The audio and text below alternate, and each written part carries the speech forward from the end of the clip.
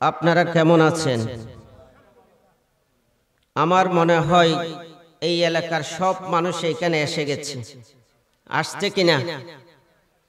এই এলাকায় মনে হয় মানুষ কম, সেজন্য আমরা যারা আসি আমরা সবাই এখানে উপস্থিত হয়েছি।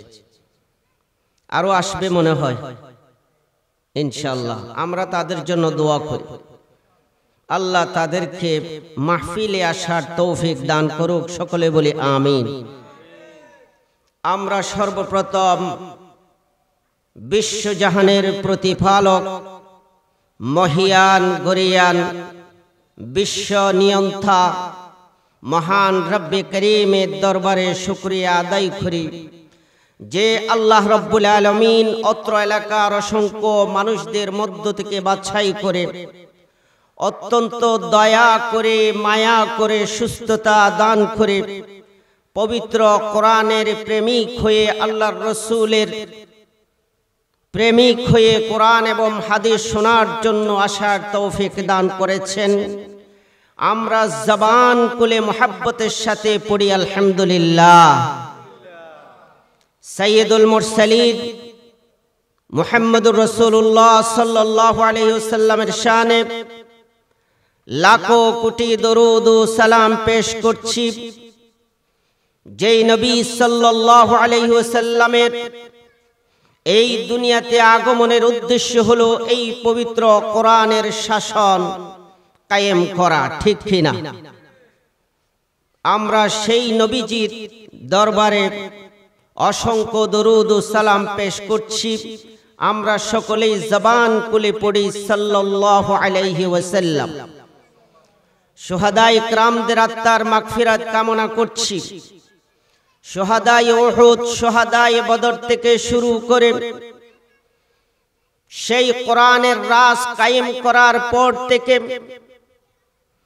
বাংলার এই জমিন পর্যন্ত এই কোরআনকে রাষ্ট্রীয়ভাবে প্রতিষ্ঠা করার জন্য যেই আল্লাহর বান্দারা আল্লাহর দ্বীনের পথে কুরবান করে দিয়েছে, আমরা আজকে তাদেরকে শ্রদ্ধার সাথে স্মরণ করছি এবং তাদের উত্তম শাহাদতি মহান রবের দরবারে কামনা করছি। আল্লাহ তাদের সবাইকে শহীদ হিসেবে কবুল করুন। সকলে বলি আমিন। সম্মানিত হাজিরিন, আমরা এসেছি কোরআন এবং হাদিস থেকে কিছু শিখব। কাল থেকে আমরা সেই ইলম নিয়ে নিজের জীবনকে পরিবর্তন করব, ঠিক কিনা? না অন্য কোনো উদ্দেশ্য আছে? এখানে টাকা দেওয়া হবে, এখানে বিরিয়ানি দেওয়া হবে, কোনো কিছু দেওয়া হবে না। আমরা আমাদের স্বার্থের জন্য এই কোরআন এবং হাদিস থেকে নিজের জীবনকে পরিচালনার জন্য কিছু সামান অর্জনের জন্য আমরা এইখানে এসেছি। অন্য কোনো উদ্দেশ্য আমাদের নাই, ঠিক কিনা? এই জন্য আমরা ভাগ্যবান নাকি দুর্ভাগা? আমাদের লক্ষ্য রেজামন্দি, আমাদের লক্ষ্য জীবন পরিবর্তন, আমাদের লক্ষ্য কোরআন এবং হাদিস থেকে কিছু ইলম শিখা। অন্য কোনো উদ্দেশ্য আমাদের নাই। সেজন্য আমাদের আশাটা এখানে ব্যর্থ হবে না ইনশাআল্লাহ। সম্মানিত হাজিরিন, আমি পবিত্র কোরআন শরীফের 15 পারার সূরা বনী ইসরাইলের একটি আয়াত শরীফ আপনাদের সামনে তেলাওয়াত করেছি। কারণ কিছুদিন আগে আমাদের মাঝে একটা মাস ছিল, চলে গেছে। ওই মাসের নাম হলো রজব মাস। আপনাদের জানা আছে কিনা? এই রজব মাসের 26 তারিখ দিবাগত রাতে 27 তারিখে মহান একটা আল্লাহ রসুলের জীবনে ঘটনা ঘটেছিল।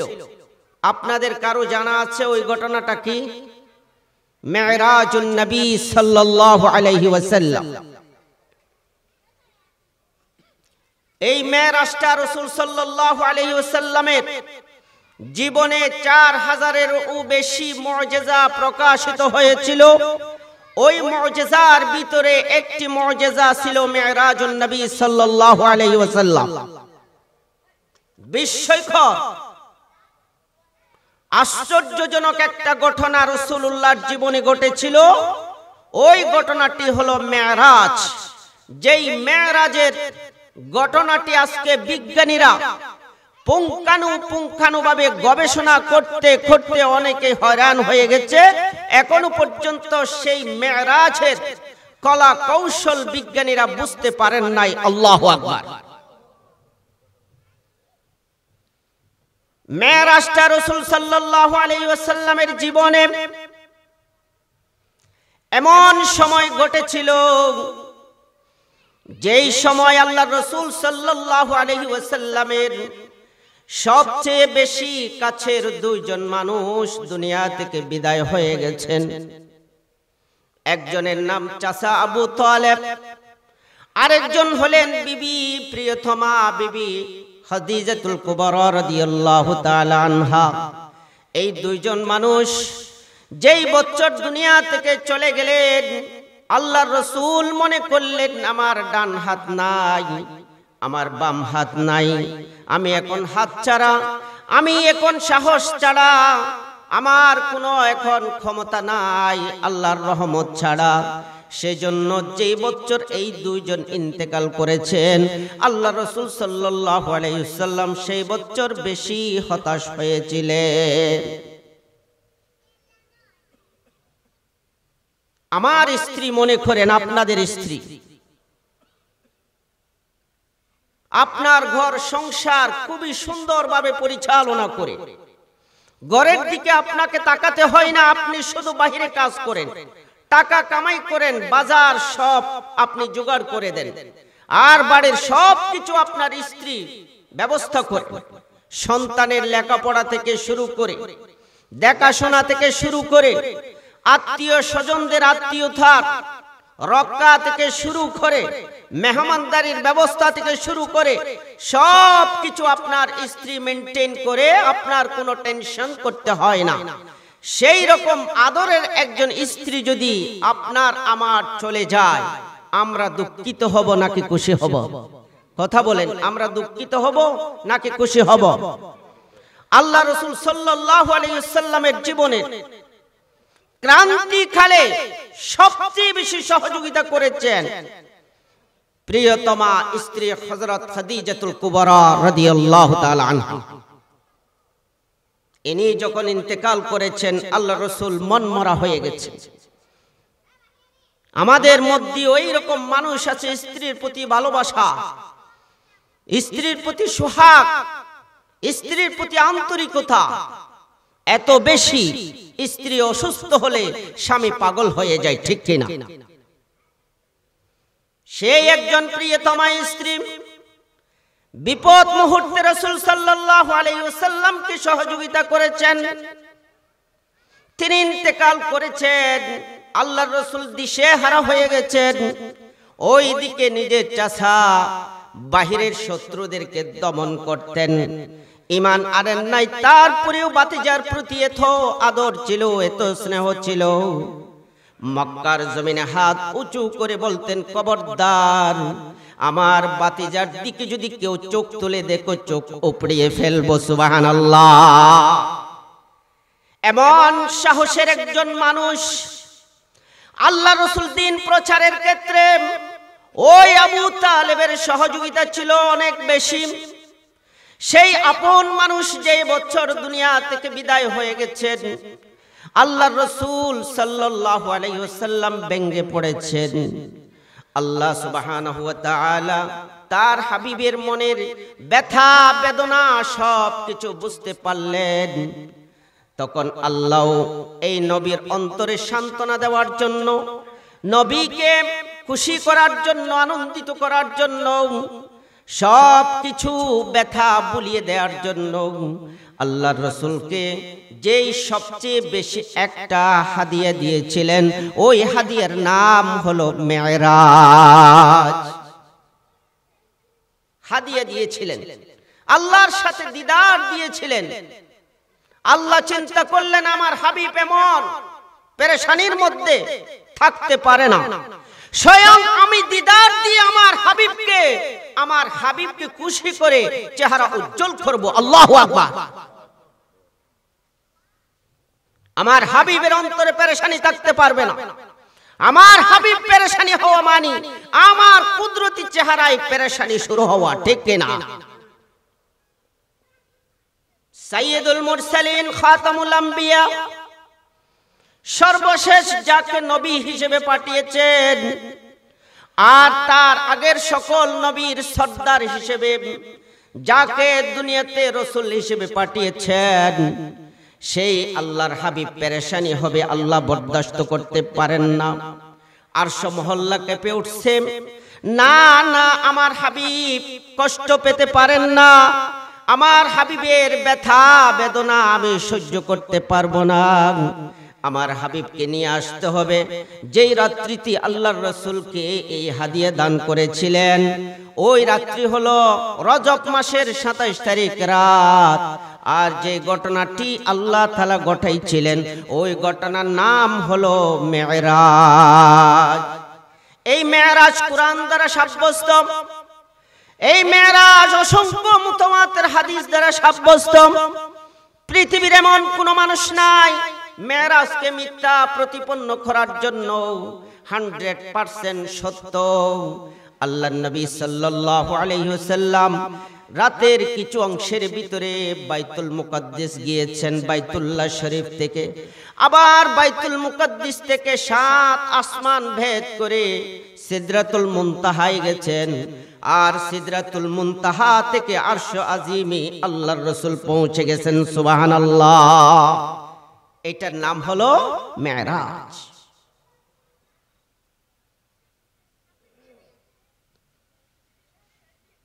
তাফসীর কুরতুবীর লেখক তাফসীর কুরতুবীতে লিখেছেন, যত হাদিস পবিত্র মেরাজুন নবীর ব্যাপারে এসেছে সব হাদিস হলো মুতাওয়াতির। একটা হাদিসের মধ্যেও সন্দেহ নাই, বর্ণনাকারীর মধ্যেও কোনো ভেদাভ কোনো বেজাল নাই, সব হাদিসগুলো মুতাওয়াতির। আর তাফসীরে ইবনে কাসিরের মধ্যে এসেছে, আল্লামা ইবনে কাসির রাহিমাহুল্লাহ 25 জন সাহাবীর নাম যাচাই বাছাই করে তুলে ধরেছেন, যেই সাহাবীগণ আল্লাহর রাসূলের মেরাজের ব্যাপারে বর্ণনা করেছেন। সুবহানাল্লাহ। এরপরে শেষে তিনি একটা কথা বলেছেন, ফাহাদিসুল ইসরা আজমা আলাইহিল মুসলিমুন ওয়া আ'রাদা আনহু যানাদিকা ওয়াল মুলহিদুন। এরপরে আল্লামা ইবনে কাসির রাহমাতুল্লাহি আলাইহি বলছেন, যত হাদিস মেরাজের ব্যাপারে এসেছে সব হাদিসের উপর সকল মুসলমানরা একমত হয়েছেন, কোনো দ্বিধাদ্বন্দ্ব করে নাই, মতভেদ করে নাই। একমাত্র মেরাজের ব্যাপারে সন্দেহ পোষণ করে নাস্তিক মার্কা মুসলমান এবং বেমুসলমানরা, ঠিক কিনা? ওয়া'রাদা আনহু যানাদিকা ওয়াল মুলহিদুন। মুলহিদুন নাস্তিক, আল্লাহকে যারা বিশ্বাস করে না, রাসূলের রিসালাতকে যারা বিশ্বাস করে না, পবিত্র কোরআনকে আসমানি গ্রন্থ হিসেবে যারা বিশ্বাস করে না, কবর জগৎকে যারা বিশ্বাস করে না, দুনিয়ার সকল হিসাব নিকাশ কিয়ামতের ময়দানে আল্লাহর সামনে দিতে হবে না, এই রকম যারা বিশ্বাস করে তাদেরকে বলা হয় নাস্তিক। এই নাস্তিকরা একমাত্র মেরাজের হাদিসগুলো অবিশ্বাস করে, বিশ্বাস করে না, ঠিক কিনা? আল্লামা ইবনে কাসির বলেছে, এই মেরাজটা কখন হয়েছিল? আল্লাহ রাসূল সাল্লাল্লাহু আলাইহি ওয়াসাল্লাম হিজরত করার 18 মাস আগে এই মেরাজ হয়েছিল। কয় মাস আগে? ইতিহাস এগুলো মনে রাখবেন যদি প্রকৃত মুসলমান হয়ে থাকেন। মেরাজ হয়েছিল হিজরতের 18 মাস আগে। আল্লামা ইবনে কুতাইবা, ইবনু আব্দুল বার, এই দুইজন মহান মনীষী বলছেন আল্লাহ রাসূল সাল্লাল্লাহু আলাইহি সাল্লামের হিজরতের 18 মাস পূর্বে এই মেরাজ হয়েছিল। এইখানে আরেকটা কথা আমাদের জানা দরকার। আল্লাহ রাসূল সাল্লাল্লাহু আলাইহি ওয়াসাল্লামকে মেরাজ করেছিলেন, মেরাজে নিয়েছিলেন, আল্লাহর দিদার দেখানোর ব্যবস্থা করেছিলেন। ঠিক সেই মুহূর্তে, যেই মুহূর্তে মাক্কি জীবন শেষ, মাদানী জীবন শুরু হবে। আমার কথা বুঝতে পারছেন? মাক্কি জীবন শেষ, মাদানী জীবন শুরু হবে। ঠিক মাঝখানে আল্লাহ রাসূলের মেরাজ হয়েছে। একটা উদ্দেশ্য ছিল, রাসূল সাল্লাল্লাহু আলাইহি ওয়াসাল্লাম পেরেশানিতে ছিলেন, আল্লাহ রাসূলের পেরেশানি দূর করেছেন মেরাজ দিয়া। 2 নম্বর উদ্দেশ্য ছিল, আল্লাহ রাসূল মক্কার জমিনের মধ্যে 13 বছর পর্যন্ত দ্বীনের দাওয়াত দিয়েছেন, এই কোরআনের প্রচার করেছেন, কোরআনের দাওয়াত মানুষের মধ্যে দিয়েছেন। আল্লাহ তাআলার উদ্দেশ্য হলো এখন মক্কি জীবন শেষ করে মদিনাতে আল্লাহ রাসূল সাল্লাল্লাহু আলাইহি সাল্লামকে নিয়ে গিয়ে সেইখানে একটি ইসলামিক রাষ্ট্র কায়েম করবেন। ঠিক সেই মুহূর্তে আল্লাহ সুবহানাহু ওয়া তাআলা রাসূলকে মেরাজ নিয়ে রাষ্ট্র পরিচালনার নীতিগুলো স্বয়ং আল্লাহ সুবহানাহু ওয়া তাআলা প্রশিক্ষণ দিয়েছিলেন। সুবহানাল্লাহ। এখন আমাদের ভিতরে কিছু মানুষ আছে, রাষ্ট্র পরিচালনাকে আমরা পছন্দ করি না, ঠিক কিনা? রাষ্ট্র পরিচালনা করবে যাদের দাড়ি নাই, রাষ্ট্র পরিচালনা করবে যারা কোরআন হাদিস জানে না, রাষ্ট্র পরিচালনা করবে যারা সুদী ব্যবসা করে, রাষ্ট্র পরিচালনা করবে তারা যারা ইসলামের বিরোধিতা করে, ঠিক কিনা? আর কোরআন হাদিস যারা জানে, নবুয়তি জ্ঞান যাদের আছে, ওয়াহির জ্ঞান যাদের আছে, এরা রাষ্ট্র পরিচালনার যোগ্যতা রাখে না। এই রকম ধারণা আমাদের মধ্যে আছে কি নাই বলেন? সবচেয়ে বড় দলিল হলো, সমাজের মধ্যে একজন যদি মদখুর, মেম্বারই হোক, চেয়ারম্যানই হোক দাঁড়াই, এমপি হোক প্রার্থী হয়, আরেকজন যদি বড় বিখ্যাত একজন মুহাদ্দিস মুফতি যদি সেই রকম জায়গায় প্রার্থী হয়, দেখা যায় ওই আলেম জামানত পর্যন্ত হারিয়ে ফেলে, ঠিক কিনা? আমরা বলতাম সুদের কারবার কমে না, বেনামাজি নামাজি হয় না, যারা মদ পান করে মদদি কমে যায় না, জুয়া খেলা কমে যায় না, নারীরা পর্দার ভিতর থাকে না। এই সমস্ত কারণেই আমাদের শরীয়ত বিরোধী কাজকর্ম সমাজে পরিচালিত হয়, ঠিক কিনা? আমার কথার সাথে একমত কিনা? আলেম আসলে তো জুয়া খেলতে দেবে না, আলেম আসলে পর্দার ভিতরে নারীদেরকে রাখার জন্য শাসন করবে। আলেম যদি ক্ষমতার মধ্যে আসে, তাহলে কোন প্রকার অপকর্ম সমাজের মধ্যে করতে দেবে না। সেই জন্যই আমরা আলেমদেরকে ওই জায়গায় বসাতে চাই না, ঠিক কিনা? অথচ আল্লাহ রাসূল সাল্লাল্লাহু আলাইহি ওয়াসাল্লামকে মেরাজে নিয়ে যাওয়ার একটা উদ্দেশ্য হলো মদিনা রাষ্ট্রের মধ্যে ইসলামী হুকুমত কায়েম করবে। আর ইসলামী হুকুমত কিভাবে প্রতিষ্ঠা করবে, রাষ্ট্র কিভাবে পরিচালনা করবে, তার দিক নির্দেশনা সরাসরি আল্লাহ প্রশিক্ষণ দিয়েছেন এই মেরাজের মধ্যে। সুবহানাল্লাহ। আমার কথা বুঝে আসছে? মেরাজ আমরা বুঝি, মেরাজ আমরা শুনি, মেরাজের ঘটনা আমরা পড়ি, কিন্তু মেরাজ থেকে আমরা শিক্ষা নিই না। আল্লাহ রাসূল সাল্লাল্লাহু আলাইহি ওয়াসাল্লামকে মেরাজ নিয়ে যাওয়ার পরে সরাসরি পবিত্র কোরআনে আয়াত নাজিল করেছেন, মেরাজের সত্যতা প্রমাণ করেছেন। আল্লাহ তাআলা ঘোষণা করছেন, সুবহানাল্লাযী আসরা বিআবদিহি লাইলাম মিনাল মাসজিদিল হারামি ইলাল মাসজিদিল আকসা। আল্লাহ রাব্বুল আলামিন এই সূরার শুরুতে একটা সুবহান আর শব্দ ব্যবহার করেছেন। সুবহানা শব্দটি ব্যবহার করা হয় কোনো আশ্চর্যজনক ঘটনা যদি কেউ শুনে, তখন সুবহানাল্লাহ বলা হয়। আল্লাহ রাব্বুল আলামিন এমন একটা ঘটনা বর্ণনা করবেন, যেই ঘটনা একটা আশ্চর্যজনক ঘটনা, সেজন্য আল্লাহ রাব্বুল আলামিন সুবহানা শব্দ ব্যবহার করে এই ঘটনা শুরু করেছেন। সুবহানাল্লাহ। এইটা এমন একটা ঘটনা আমার বান্দারা শুনে বিশ্বাস করতে পারবে না, বিশ্বাস করার মতো ক্ষমতাও রাখবে না। সেজন্য আমি সুবহানা শব্দ দিয়ে শুরু করলাম, আমার বান্দারা যাতে এই ঘটনাটা ভালো করে বিশ্বাস করে এবং বোঝার চেষ্টা করে। আল্লাহ বলছেন, আল্লাযী আসরা বিআবদিহি লাইলাম মিনাল মাসজিদিল হারামি ইলাল মাসজিদিল আকসা। সেই আল্লাহর তাসবিহ পাঠ করছি, যে আল্লাহ তার বান্দাকে রাতের বেলা মসজিদে হারাম থেকে বাইতুল্লাহ থেকে ফিলিস্তিনের মধ্যে বাইতুল মুকাদ্দাসে রাতের বেলা ভ্রমণ করাইছিলেন। কেন ভ্রমণ করাইছিলেন? লিনুরিয়াহু মিন আয়াতিনা, যাতে আমার নিদর্শনগুলো আমার বান্দাকে আমি দেখাইতে পারি। আর এমন স্থানে আল্লাহ তাআলা নবীজিকে ভ্রমণ করানোর জন্য নিয়ে গিয়েছিলেন। আল্লাযী বারাকনা হাওলাহু, যার চারপাশে আমি বরকত দিয়ে ভরপুর করেছি। সুবহানাল্লাহ। ওই জায়গাটার নাম হলো বাইতুল মুকাদ্দিস। সুবহানাল্লাহ। বাইতুল মুকাদ্দিস কোথায়? ফিলিস্তিন।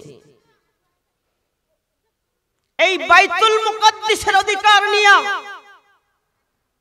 মালউন শয়তান, পৃথিবীর সর্বশ্রেষ্ঠ শয়তান ইসরায়েলের অধিবাসীরা আমাদের থেকে কেড়ে নিতে চায়, ঠিক কিনা? আল্লাহ তাআলা পবিত্র কোরআনে ঘোষণা করছেন, এইটা এমন একটি জায়গা, যেই জায়গাতে আমার নবীকে ভ্রমণ করাইছিলাম আজ থেকে 1500 বছর আগে, ঠিক কিনা? শুধু আমি ভ্রমণ করাইনি, সকল নবীদেরকে সেইখানে উপস্থিত করাইয়া আমার নবীকে সকল রাসূলের ইমামতি করার ব্যবস্থাও আমি করাই দিয়েছিলাম। সুবহানাল্লাহ। যেই মাই বাইতুল মুকাদ্দিসের অধিকার রাখে মুসলমানরা, ইহুদিরা সেই বাইতুল মুকাদ্দাসের অধিকার রাখতে পারে না। এই জন্য ফিলিস্তিনের মুসলমানরা নিজের জীবন দিচ্ছে, রক্ত দিচ্ছে, নিজের সম্পদ দিচ্ছে, এমনকি শিশুরাও পর্যন্ত যুদ্ধের ময়দানে ঝাঁপিয়ে পড়ে। আমার মা বোনেরাও সেই যুদ্ধে ঝাঁপিয়ে পড়ে, নিজের জীবনের মায়া পরিত্যাগ করে নিজের জীবনকে আল্লাহর রাস্তায় বিলীন করে দেয়। সেই নবীদের আস্তানা, সকল নবীর জমায়েতের স্থান, আমাদের প্রাচীনতম ধর্মীয় একটা জায়গা বাইতুল মুকাদ্দিসকে রক্ষা করার জন্য। সুবহানাল্লাহ। এই বাইতুল মুকাদ্দিস আল্লাহ রাসূল সাল্লাল্লাহু আলাইহি ওয়াসাল্লাম সব নবীর ইমামতি করেছিলেন। আল্লাহ রাব্বুল আলামিন সাইয়্যিদুল মুরসালিন এই লকবটা দেওয়ার জন্য। সুবহানাল্লাহ। সকল নবীর সর্দার, ইমামতি যিনি করেন তিনি সকলের কি? সর্দার। এই সর্দার লকবটা দেওয়ার জন্য আল্লাহ তাআলা একটা ইতিহাস সৃষ্টি করাইছিলেন। সেই যেই জায়গাতে এইটা করাইছিলেন সেই জায়গাটার নাম হলো বাইতুল মুকাদ্দিস। আল্লাহর নবী সাল্লাল্লাহু আলাইহি ওয়াসাল্লাম বাইতুল মুকাদ্দিসে গিয়েছেন, বাইতুল মুকাদ্দিস থেকে আবার বাইতুল্লাহ শরীফে ফিরে এসেছেন। রাতের কিছু অংশের মধ্যে এশারের নামাজের পর আল্লাহ রাসূল সাল্লাল্লাহু আলাইহি ওয়াসাল্লাম ঘুমাইছিলেন। হঠাৎ জিবরাইল আলাইহিস সালাতু ওয়াস সালাম এসে আল্লাহর রাসূলকে নিয়ে গেলেন খানায়ে কাবা চত্বরে। সেখান থেকে আল্লাহর রাসূলকে নিয়ে গেলেন বাইতুল মুকাদ্দিসে। আর বাইতুল মুকাদ্দিস থেকে 7 আসমান ভেদ করে সিদরাতুল মুনতাহায় নিয়ে গেছেন। সেইখান থেকে আল্লাহর দিদার লাভ করেছেন। আবার একই রাত্রিতে ফজরের আগে আল্লাহর রাসূল সাল্লাল্লাহু আলাইহি ওয়াসাল্লাম সেই বাইতুল্লাহ শরীফ খানায়ে কাবার মধ্যে পৌঁছে গেছেন। ফজরের নামাজ সকলের সাথে আদায় করেছেন, সুবহানাল্লাহ। এই ঘটনা ফজরের সময় উম্মে হানি আল্লাহ রাসূল সাল্লাল্লাহু আলাইহি ওয়াসাল্লামের যেই রাত্রে যার ঘরে অবস্থান করেছিলেন, উম্মে হানির ঘরে, সেখানে ফজরের নামাজের জন্য তিনি যখন খানায়ে কাবার মধ্যে আসবেন, এর আগে উম্মে হানিকে ঘটনাগুলো বলেছেন। উম্মে হানি আল্লাহ রাসূল সাল্লাল্লাহু আলাইহি ওয়াসাল্লামের জামা মুবারক টেনে ধরলেন, বললেন যে না, এটা বলা যাবে না, মানুষ বিশ্বাস করবে না, আমি বিশ্বাস করি, কারণ তোমাকে আমি চিনি, তুমি জীবনে মিথ্যা বলো নাই, আর এইটাও মিথ্যা হবে না, সেজন্য আমি বিশ্বাস করি। কিন্তু মক্কার মানুষেরা এটা শুনলে কখনো বিশ্বাস করবে না। হে মুহাম্মদ, এটা বলা যাবে না। আল্লাহ রাসূল সাল্লাল্লাহু আলাইহি ওয়াসাল্লাম বিশ্বাস করুক আর না করুক, এই সত্য কাহিনী মানুষের মাঝে উপস্থাপন করতে হবে। সেই দিন উম্মে হানির হাত থেকে জামা মুবারক টান দিয়ে আল্লাহ রাসূল খানায়ে কাবার চত্বরে চলে আসলেন, সুবহানাল্লাহ। আল্লাহ রাসূল সাল্লাল্লাহু আলাইহি ওয়াসাল্লাম ফজরের নামাজ পড়লেন, এরপরে খানায়ে কাবার চত্বরে উপস্থিত জনতার উদ্দেশ্যে ভাষণ দিলেন। গত রাত্রে আমার এমন এমন ঘটনা হয়েছে, আমি আল্লাহর সাথে সাক্ষাৎ করেছি। এশারের পরে ঘুমিয়ে গিয়েছিলাম, ঘুম থেকে আমি আল্লাহর দরবারে গিয়েছিলাম, আবার ফজরের আগে আমি চলে আসলাম। মক্কার কুরাইশরা হাসলো, কারণ হলো সেই জামানায় বাইতুল্লাহ শরীফ থেকে বাইতুল মুকাদ্দিস ফিলিস্তিনে যেতে সময় লাগতো 40 দিন, আর আসতে সময় লাগতো 40 দিন। আসা যাওয়াতে সময় কয়দিন লাগবে বলেন তো? 80 দিন। বাহন নিয়া গেলে লাগতো 40 দিন, আর আসতে সময় লাগতো 40 দিন, টোটাল 80 দিন। সেই জামানায়, রাসূলের জামানায়, এই সময়টা লাগতো বাইতুল মুকাদ্দিসে যাওয়া এবং আসার জন্য। এখন রাতের কিছু অংশের ভিতরে আল্লাহ রাসূল সাল্লাল্লাহু আলাইহি ওয়াসাল্লাম বাইতুল মুকাদ্দিসে গেছেন, আবার ফিরে আসছেন। বিশ্বাস করবে কোন বুকা? বিশ্বাস করবে? কেউ বিশ্বাস করে না, আরো হাসছে। জুবাইর ইবনে মুতঈম রাদিয়াল্লাহু তাআলা আনহু তখন ইসলাম ধর্ম গ্রহণ করেন নাই। আল্লাহ রাসূল সাল্লাল্লাহু আলাইহি ওয়াসাল্লামের এই কথাগুলো বিশ্বাস না করার আরেকটা কারণ আছে। বাইতুল্লাহ শরীফ থেকে বাইতুল মুকাদ্দিসের দূরত্ব হলো 765 মাইল। সুবহানাল্লাহ হইবেন না বাজি? আপনারা তো জুরান না হন, বিরক্ত করন না। বালাগাল উলা বিকামালিহি কাশাফাত তুজা বিজামালিহি হাসানাত জামিউ খিসালিহি সাল্লু আলাইহি ওয়া আলিহি। আল্লাহ রাসূল সাল্লাল্লাহু আলাইহি ওয়াসাল্লামের এই মেরাজের ঘটনা বিশ্বাস না করার পিছনে আরেকটা কারণ ছিল। বাইতুল্লাহ শরীফ থেকে বাইতুল মুকাদ্দিসের দূরত্ব ছিল 765 কিলোমিটার, 765 মাইল। বেশি দূরে নাকি কাছে? আর কিলোমিটার হিসাব করলে 1232 কিলোমিটার। কয় কিলোমিটার? 1232 কিলোমিটার। এত দূর। তখন ইঞ্জিল চালিত কোনো গাড়ি ছিল না, উট ছিল, গাধা ছিল, খচ্চর ছিল, ঘোড়া ছিল।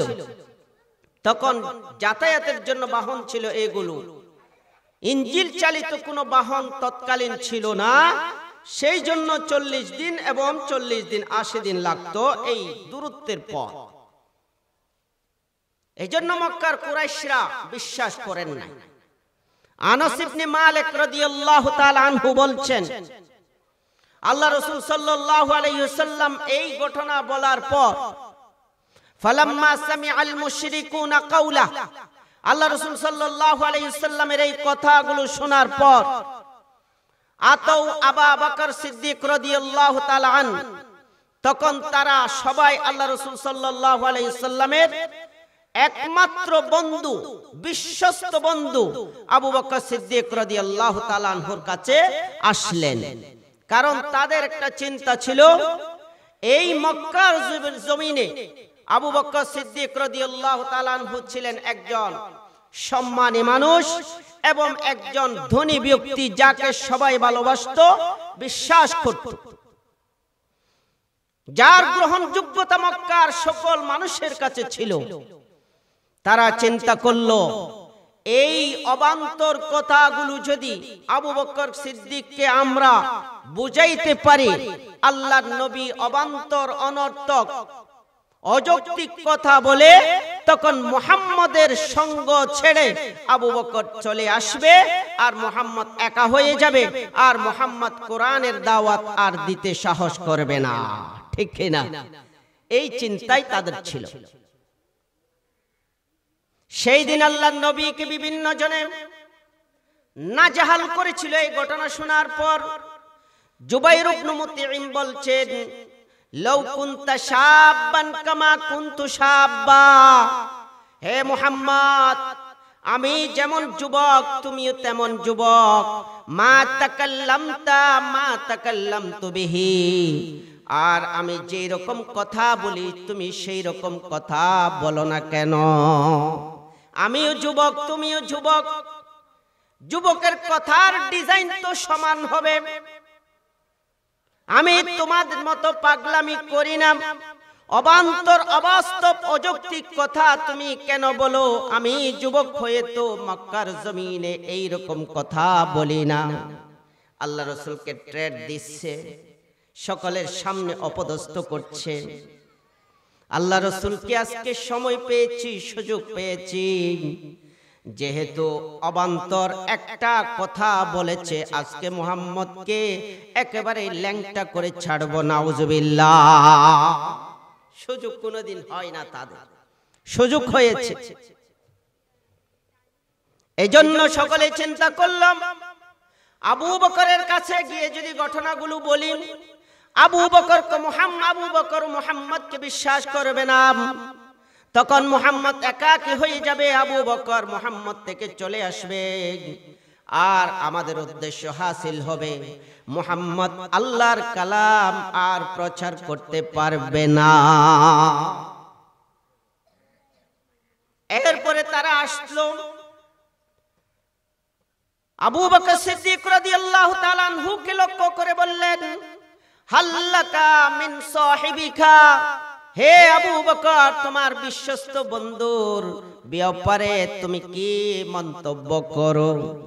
ইখবিরু আন্নাহু আতা ফি লাইলাতিহি হাদিহি মাসিরাতা শাহরিন ওয়া রাজআ ফি লাইলাতিহি, যে তোমার বন্ধু আমাদেরকে একটা সংবাদ দিয়েছে, এক মাসের পথ এক রাত্রিতে গিয়েছে, আবার ফিরে এসেছে। নাউজুবিল্লাহ। আবু বকর, এখন কি বলবা বলো? যে বন্ধুর পিছনে তুমি গুরগুর গুরগুর করো, যে বন্ধুকে ছাড়া তুমি এক মুহূর্তের জন্য থাকতে পারো না, আজকে সেই বন্ধুর ব্যাপারে তুমি কি বলবা বলো? যেই বন্ধু আমাদের 80 দিনের রাস্তা এক রাতের মধ্যে গেছে আর আসছে, আবার বলো তো দেখি তোমার বন্ধুর মাথা ঠিক আছে কিনা? আবু বকর কি বলেছেন শুনবেন। আবু বকরের কথা, আবু বকরের ঈমান আমাদের মতো পোকা খাওয়া ঈমান নয়। আবু বকরের ঈমান রাসূলুল্লাহর প্রতি আমাদের মতো ঈমান না, আমাদের মতো মুনাফিক ঈমান না, আমাদের মতো মুনাফিক মুসলমান ছিলেন না। আবু বকরের ঈমান আমাদের মতো সুদ খাওয়া ঈমান না, ঘুষ খাওয়া ঈমান না, নাস্তিক্যবাদ বিশ্বাসী ঈমান না। আবু বকরের ঈমান আমাদের মতো জাতীয়তাবাদ বিশ্বাসী, সেকুলার প্রতিষ্ঠা করার মতো মন মানসিকতা নিয়ে ঈমান না। আবু বকরের ঈমান ছিল পূর্ণাঙ্গ ঈমান। আল্লাহু আকবার। মুশরিকরা যখন আবু বকর সিদ্দিক রাদিয়াল্লাহু তাআলা আনহুর কাছে সেই সংবাদগুলো দিলেন, আবু বকর সিদ্দিক রাদিয়াল্লাহু তাআলা আনহু উত্তরে দিলেন, ইন কানা ক্বালাহু কদ সাদাকা। ও মুশরিকরা, ভালো করে শোন, আমার কথাগুলো মন দিয়ে শোন। যদি তোমরা যেই কথাগুলো বলছো ওই কথা যদি মুহাম্মদ সত্য সত্য বলে থাকে, তাহলে জেনে নাও কদ সাদাকা, আমার বন্ধু মুহাম্মদুর রাসূলুল্লাহ সাল্লাল্লাহু আলাইহি ওয়াসাল্লাম সত্য কথাই বলেছেন। সুবহানাল্লাহ। শুধু তা নয়, মুশরিকরা ভালো করে শুনে নাও, ওয়া ইন্না লানুসাদ্দিকুহু ফিমা হুয়া আবআদু মিন হাযা। তোমরা তো মুহাম্মাদের কথা বলছো, বাইতুল্লাহ থেকে বাইতুল মুকাদ্দিসের কথা। যদি মুহাম্মদ এর চেয়ে আরো দূরে গেছে এবং আসছে যদি বলে, আমি আবু বকর অবশ্যই অবশ্যই সেইটাও বিশ্বাস করব। আল্লাহু আকবার। শুধু তা নয়, মুশরিকরা, ওই মক্কার কুরাইশ বংশের মানুষেরা, ওই মক্কার সেকুলার নীতি অবলম্বনকারী শয়তানরা ভালো করে শুনে নাও, নুসাদ্দিকুহু আলা খাবরিস সামা। আমার নবী মুহাম্মদ যদি আসমানের কোন সংবাদের কথাও বলে, আমি আবু বকর সেই কথাও বিশ্বাস করব। সুবহানাল্লাহ। কিলা ওয়া কালা, বিনা বাদাই, বিনা প্রশ্নে, বিনা তদন্তে মুহাম্মদ যদি এই কথাগুলো বলে থাকে, আমি আবু বকর তোমাদের সামনে ঘোষণা করলাম, আমার নবী মুহাম্মদুর রাসূলুল্লাহ সাল্লাল্লাহু আলাইহি ওয়াসাল্লাম সত্য কথাই বলেছেন। সুবহানাল্লাহ। ওয়া আখবারু সিদকিন ওয়া আখবারু সিদকিন খুবিরাত আন মুহাম্মাদিন ইখবিরুহা আনহু ইযা গাবা নাসিহু।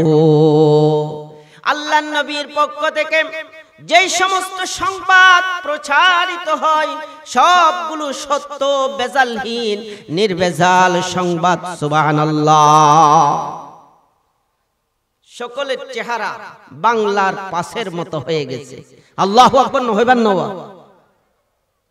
আল্লাহর নবীর শান, আল্লাহর নবীর মান আবু বকর কিভাবে মুশরিকদের সামনে তুলে ধরেছে।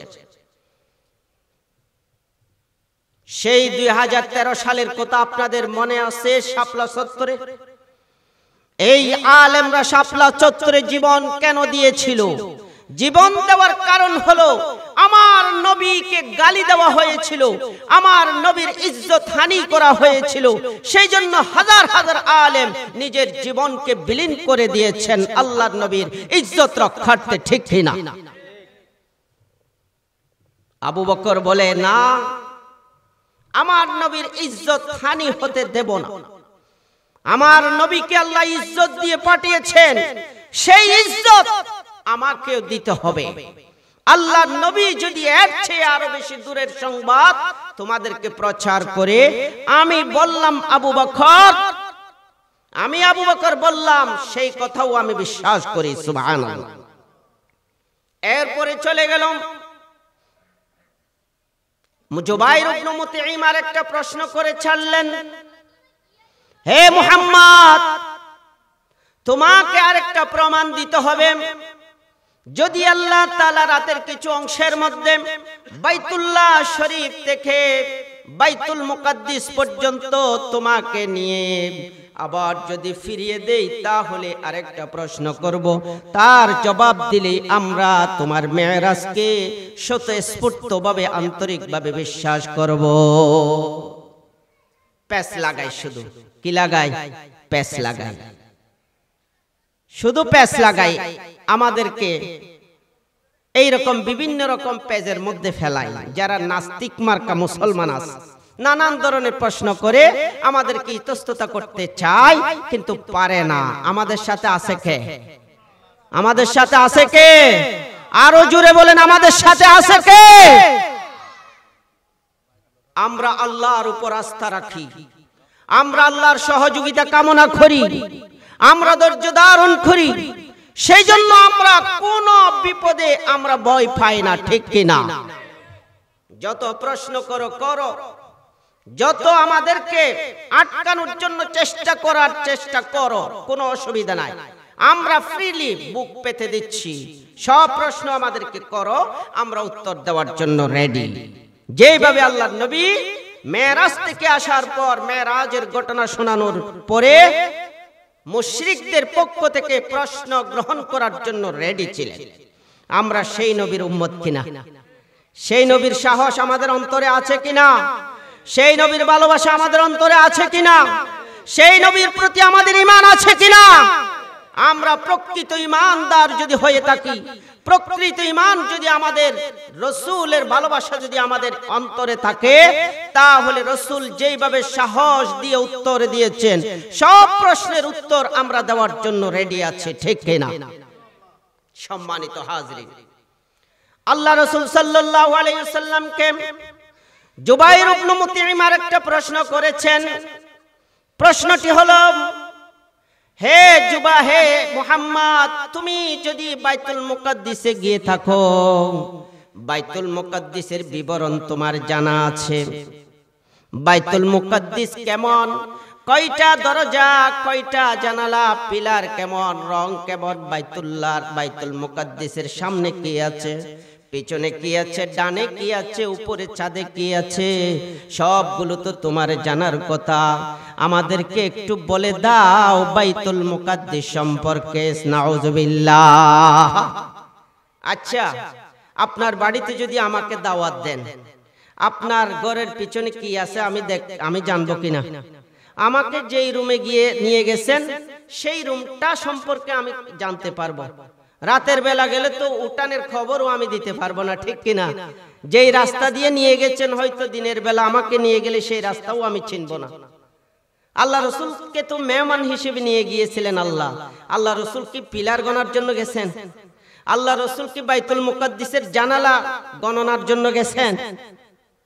কেমন ব্যাককল এরা আল্লাহ রাসূলকে ফাঁদে ফেলার জন্য কি ধরনের উদ্ভট প্রশ্ন করে।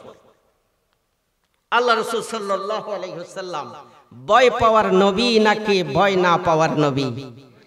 ভয় না পাওয়ার নবী। আল্লাহ রাসূল সাল্লাল্লাহু আলাইহি ওয়াসাল্লাম বলছেন, কুমতু ফিল হাজা, জুবাইর ইবনে মুতঈম এই প্রশ্ন করার পর আমি একটা পাথরের উপর উঠলাম। ফাজাল্লাল্লাহু সুবহানাহু ওয়া তাআলা লি বাইতুল মুকাদ্দিস, আমি যেই পাথরে উঠেছিলাম ওই পাথর থেকে বাইতুল মুকাদ্দিস পর্যন্ত সকল গাছপালা, গাছ, বিল্ডিং সব কিছু ফেলে দিয়ে বাইতুল মুকাদ্দিসকে আমার সামনে নিয়ে আসলেন। আল্লাহু আকবার।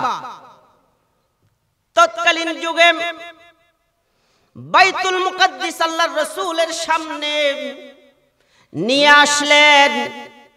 আর এই হাদিসটা শুনে নাস্তিক মার্কা মুসলমানরা আর বৈজ্ঞানিকরা এটা বিশ্বাস করে নাই। মুহাম্মদ কি কথা বলে, যেখানে 1232 কিলোমিটার দূরত্বের জায়গা, এত দূর থেকে বাইতুল মুকাদ্দিস তো আল্লাহর রাসূল দেখবে না? দেখবে? আমরা তো নাইক্ষ্যংছড়ি থেকে যদি সব জিনিসগুলো যদি সরে ফেলা হয়, নাইক্ষ্যংছড়ির কলেজ আমরা দেখতে পাবো? নাইক্ষ্যংছড়ি বাজারের মসজিদ আমরা এখান থেকে কোথায় কি আছে দেখতে পারবো? 1232 কিলোমিটার এই দূরত্বের জায়গা থেকে যদি সব কিছু তুলে নেওয়া হয়, তাহলে তো মুহাম্মদ কিভাবে এত দূরে দেখতে পেলেন বাইতুল মুকাদ্দিস? এইটা ভুয়া কথা, নাউজুবিল্লাহ। কিন্তু বিজ্ঞান আল্লাহর রাসূলের এই কথার সত্যতা প্রমাণ করেছে। আল্লাহু আকবার। আমরা স্যাটেলাইটের মাধ্যমে আমেরিকার মধ্যে লস অ্যাঞ্জেলাস শহরের মধ্যে যে আগুন ধরেছিল, আমরা টিভিতে দেখছি কিনা? এটা কিসের মাধ্যমে দেখলাম? স্যাটেলাইটের মাধ্যমে দেখলাম। আমরা ইউটিউবে দেখলাম, আমরা ফেসবুকে দেখলাম, আর আমরা হোয়াটসঅ্যাপে দেখলাম, ইমোতে দেখলাম, নানান প্রযুক্তি তৈরি হয়েছে।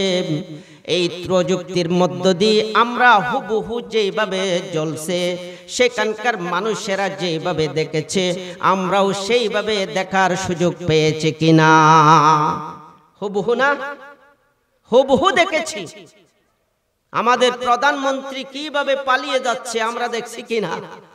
বিমানের উপর উঠছে, বিমান কিভাবে যাচ্ছে, আবার গণভবন থেকে কিভাবে বের হচ্ছে, সবগুলো আমরা দেখছি। আমরা কি গণভবনে গেছিলাম?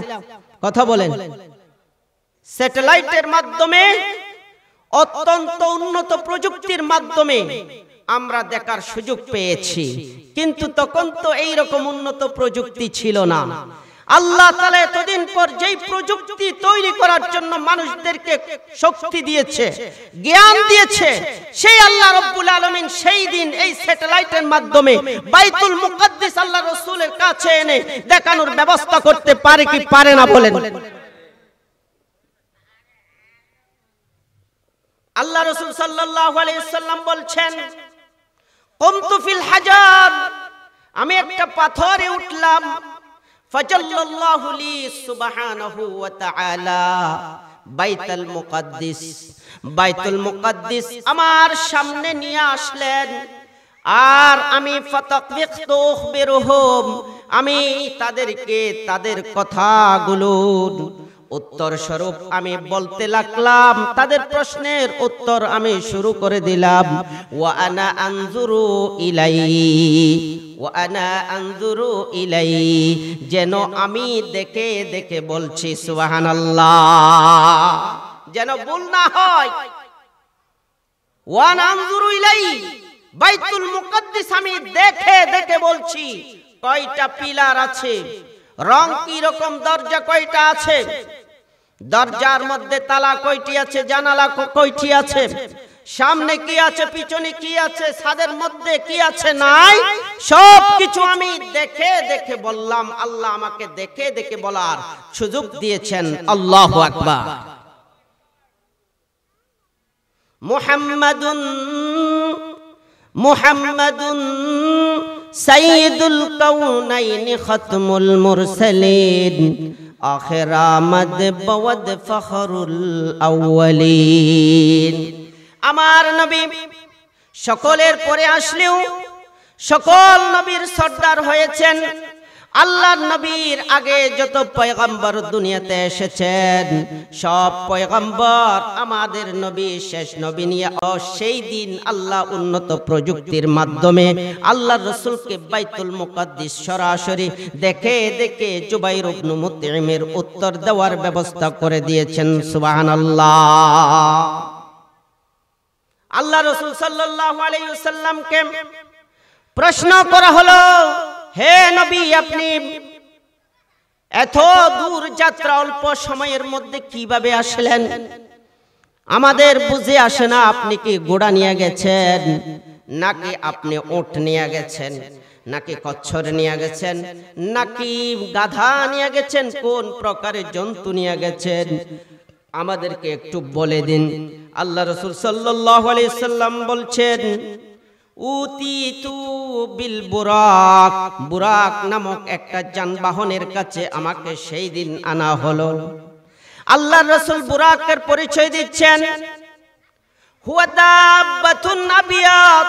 বুরাকের এক নম্বর বৈশিষ্ট্য ছিল একটা সাদা প্রাণী। সুবহানাল্লাহ। হুয়া দাব্বাতুন আবিয়াত, সাদা একটি কি প্রাণী। ওয়াতাদাউ হাফিরাহু ইনদা মুনতাহা বাসরিহি।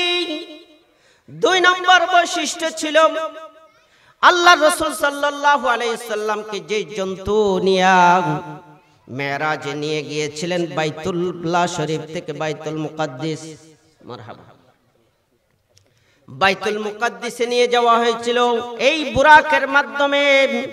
এই বুরাকটা ছিল এত দ্রুতগামী, তার এক কদম ছিল চোখে যতটুকু দেখে চোখের শেষ সীমানা পর্যন্ত তার একটা কদম ছিল সুবহানাল্লাহ। তার কদম ছিল কতটুকু? এক কদম ছিল কতটুকু? চোখে যতটুকু দেখে ততটুকুই ছিল তার একটা কদম। আল্লাহু আকবার হইবেন নওয়াজ।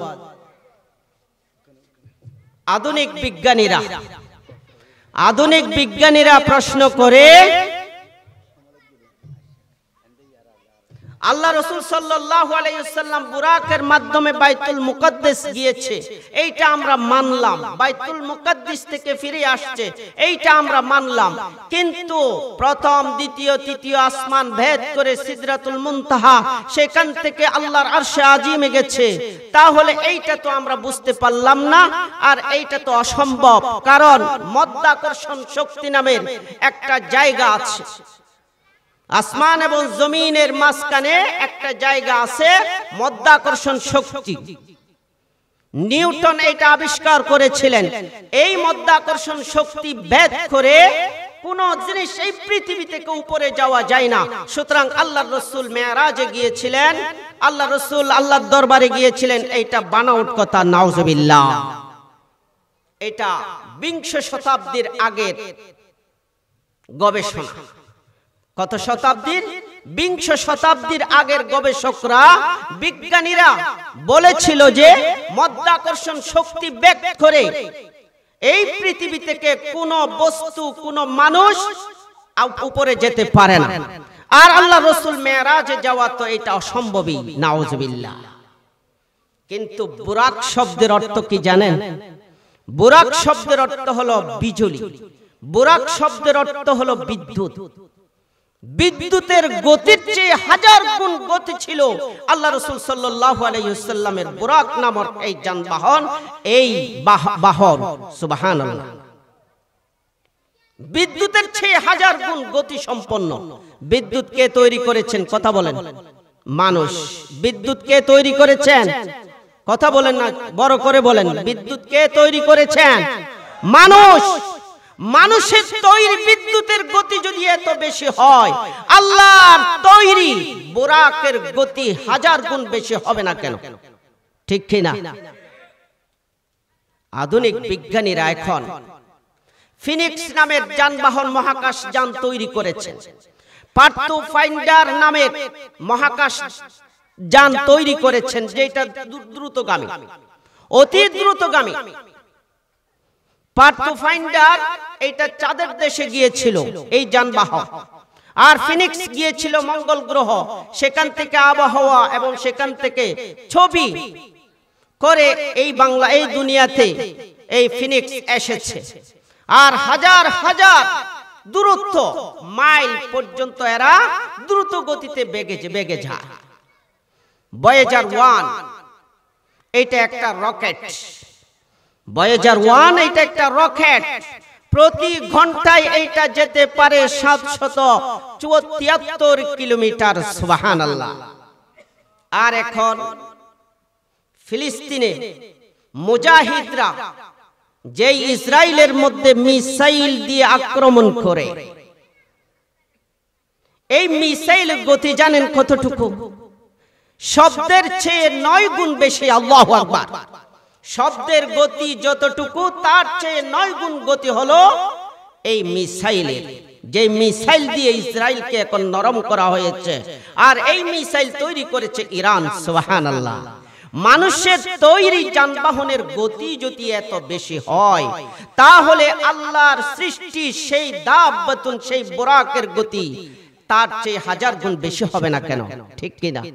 এই জন্য বর্তমান বিজ্ঞানীরা যখন চাঁদের দেশে গেছে, বর্তমান বিজ্ঞানীরা যখন মঙ্গল গ্রহে গেছে, তখন তাদের যে একটা প্রশ্ন ছিল, মধ্যাকর্ষণ শক্তি ভেদ করে এই পৃথিবী থেকে কেউ উপরে যেতে পারে না, ঊর্ধ্বাকাশে যেতে পারে না। আর এই সমস্ত যানবাহন তৈরি করার পর বিজ্ঞানীদের ভুল ভেঙেছে। আল্লাহ রাসূল সাল্লাল্লাহু আলাইহি ওয়াসাল্লামের মেরাজের সত্যতা আরো বেশি প্রমাণিত হয়ে গেছে। আল্লাহু আকবার। এখন গতিবিজ্ঞানীরা বলেন, কেউ যদি ঘন্টায় যদি 25,000 মাইল ঊর্ধ্বাকাশে চলে যায়, তখন প্রত্যেক মানুষের গতি ওজন কমে যায়, প্রত্যেক বস্তুর ওজন কমে যায়। যত ঊর্ধ্ব আকাশে উঠে যায় মানুষের গতি কমে যায়। সুতরাং যত কমে যায় ওজন কমে যায়, তত বেশি সামনের দিকে এগিয়ে যায়। সুবহানাল্লাহ।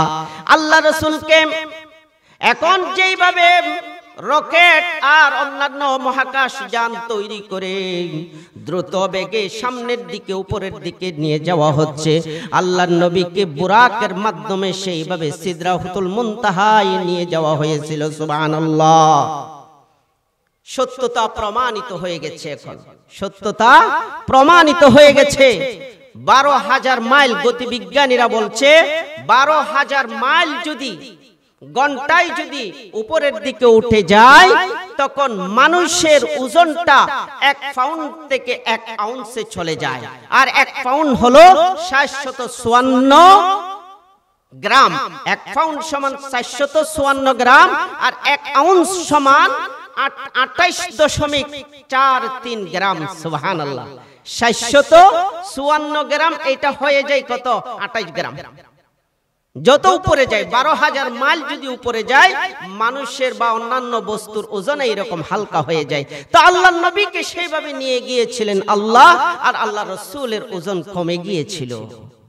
আর এটা সহজভাবে আল্লাহ রাসূলের মেরাজ হয়ে গিয়েছিল। আল্লাহু আকবার। সেজন্য ইসলামিক দার্শনিকরা বলছেন, বিজ্ঞান নিয়ে মেরাজকে পরিমাপ করা যায় না। মেরাজকে পরিমাপ করতে হবে বিশ্বাস দিয়া। বিজ্ঞানের মধ্যে এত বেশি উন্নত হয় নাই মেরাজের মতো আকস্মিক, মেরাজের মতো ঐতিহাসিক, মেরাজের মতো একটা আশ্চর্যজনক ঘটনা প্রমাণ করার জন্য এই বিজ্ঞানীদের শক্তি এখনো পর্যন্ত অর্জন হয় নাই। এই জন্য বিজ্ঞানীদের অনেক আবিষ্কার মাঝে মধ্যে ভুল হয়ে যায়। আজকে যদি সত্য হয়, 10 বছর পর মিথ্যা হয়। এই জন্য মেরাজকে পরিমাপ করতে হবে বিশ্বাস দিয়া, বিজ্ঞান দিয়া নয়। সুবহানাল্লাহ। বিজ্ঞান এমনি মেরাজকে বোঝার জন্য, মেরাজকে জানার জন্য বিজ্ঞান মেরাজের পিছনে পিছনে ঘুরতে পারে, কিন্তু বিজ্ঞান আর মেরাজের সাথে সাংঘর্ষিক না।